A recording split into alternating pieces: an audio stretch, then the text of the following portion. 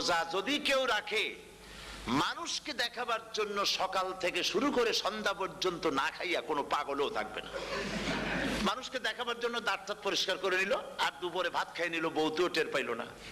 পারবে কিনা? পারবে।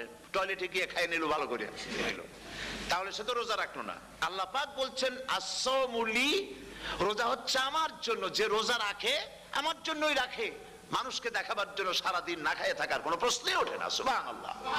সুতরাং রোজা যে রাখলো সে আমার জন্যই রাখলো। ওয়া আনা আজজি বিহি, রোজার পুরস্কার আমি আমার হাত দিয়ে দেব। সুবহানাল্লাহ, আমার হাত দিয়ে দেব।